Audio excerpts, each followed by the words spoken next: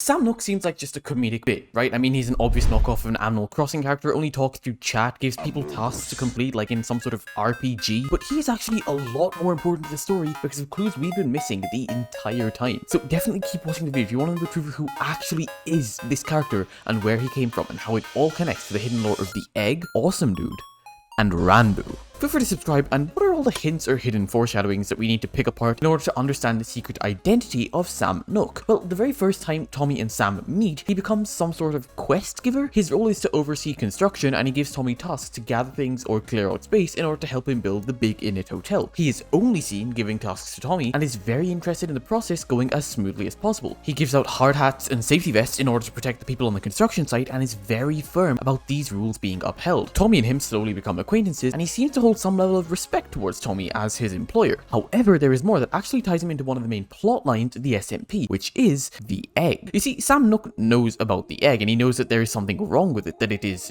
dangerous. You could say that this is probably because he acts more like an NPC than anything else, and hence probably knows information that pertains to his goal, which is the construction of the hotel. However, as we will come back later in this series, so keep watching, the truth of why he dislikes the egg from the start is much more elaborate and complex. He instructs Tommy to start investigating it because he knows it could hinder their progress if left unchecked. Here, we also find out that Sam Nook is a pretty smart creeper? Nook? Whatever. Because in the hard hat he forced Tommy to wear, he actually hid a communication device that allowed him to instruct Tommy on what to do around the egg. But wait, there is more we know about Sam's knowledge of the egg. He actually tells Tommy not to come in direct contact with it, which we know could lead to him becoming infected. Sam Nook claims he doesn't want that to happen because it could hinder progress and get Tommy hurt, though this isn't actually the whole truth, and we'll come back to it again, as I said later. Sam also knows that Church Prime Water can cure things and people infected with the egg, and even tells Tubbo to use the Prime Water to purify himself before allowing him onto the hotel's building site. So right now, he seems pretty harmless, right? He doesn't like the obviously evil tyrannical egg, he prevents the infection from spreading, and so on and so forth. Any normal SMP member could do that. He mostly wears leather armor, or, well, construction work clothing, and his only real goal is to stay on the defensive and finish a building. However, all of these things set expectations that are immediately shattered by this clip. Hey! I'm gonna fucking die! Again? That felt too far. Okay, Sam! No! Sam Nook, this doesn't feel worth it. What? Sam, I don't think you should. I don't think this is I think this is not worth the battle. You're flying, actually. Oh, hey. Holy shit, Sam Nook, you are kind of badass.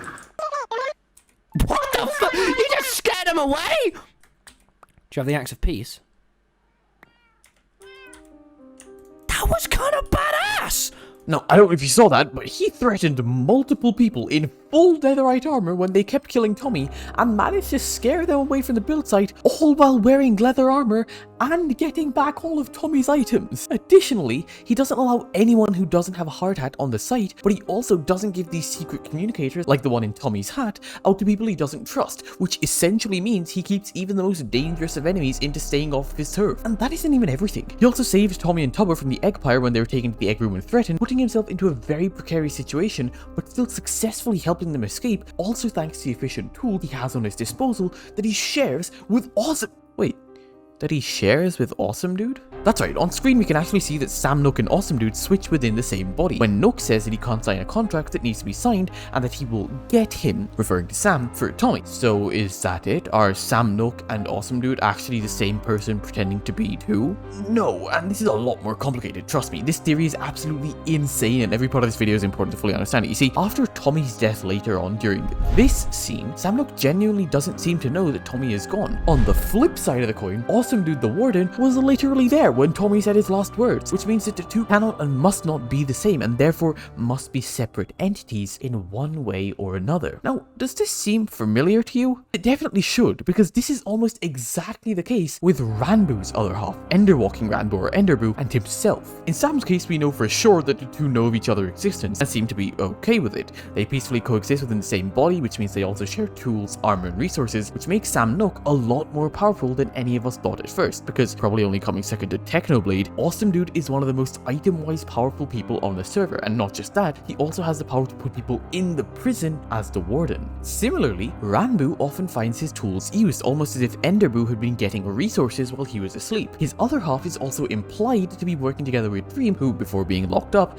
was the most powerful person on the server. However, Ranboo himself, as we all know, doesn't like Dream, nor does he know a lot about his other side. It would seem that him and Enderboo have not yet gotten to the stage where they'd be ready to work together, and Ranboo continuously attempts to remain in denial of Enderboo's existence at all. There is even more evidence towards this comparison, because just like Sam Nook, Ranboo doesn't know everything his other side does, almost as if he literally wasn't there when those events transpired. While Sam Nook doesn't use his power often, there are times when he threatens to, like when Jack tries to take over the hotel after it's already built, he gets into an argument with him and tries to make him leave, which includes him threatening death out of literally nowhere. But the respect he has for Tommy also means that he doesn't do anything he thinks Tommy wouldn't want him to, which is why he doesn't take on the responsibility of running the hotel and doesn't fire Jack immediately. He waits to tell Tommy, but is also ready to kill Jack if he were to try anything. Ranboo has a lot of good tools and resources too, but he always makes an effort to remain neutral and be friends with everyone, all while Enderboo assists Dream with blowing things up and doing other risky activities. Quite a contrast, right? Sam Nook might be hostile towards Tommy's enemies, but that is only if he thinks they'd actually hurt him. For example, he's unconcerned about the B&Boo Hotel. If he didn't know, the B&Boo Hotel was built by Tubbo and Ranboo in direct competition with the Big Innit Hotel, which means in competition with Sam Nook and Tommy as well. However, Sam Nook is actually pretty indifferent towards this, specifically because this rivalry gives Tommy more motivation rather than the other way around. He's ready to watch and help Tommy prove to be the best of the best, all while Tommy himself doesn't actually understand how much of a powerhouse has been supporting him all this time. However, since Sam Nook seems to be the one unaware of what's going on if he's not present, but Awesamdude does, that would mean that Ranboo also is the one with memory loss out of him and Enderboo, which is exactly why the dream voice in his head tries to get him to remember, but Enderboo himself knows everything and can take advantage of the other members, such as when he got Foolish to sign a contract with him over a shulker box. But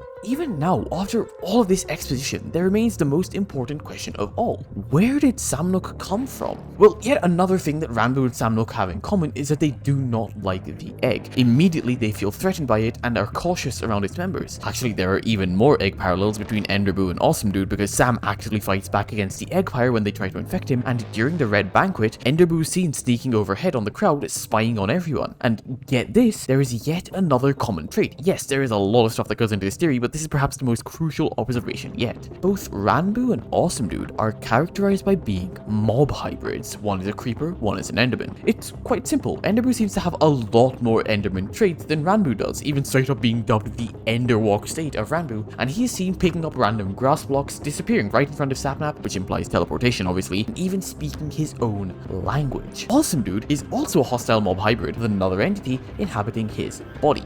Coincidence? I think not. You see, the other two mob hybrids, or straight up sentient mobs if you will, are Technoblade and Foolish, both of whom are deities of some kind, which means that Sam Nook and Ranboo, or the White Half then, are actually deities who share bodies with Minecraft mobs. That's right, Awesamdude is an actual creeper brought to life by a demigod at the very least, choosing to inhabit his body. The same with Enderboo, or whatever his name is, the Enderman. This is also why Ranboo and Awesamdude dislike the egg so much, because so does Techno, Foolish, Sam Nook, and Enderman, as the egg's mind control powers are the threat to the demigod's own. We can even see this when Foolish loses all of his lightning magic within its vicinity. It's dangerous to them. It can't channel its power through these entities while the egg is interfering with this.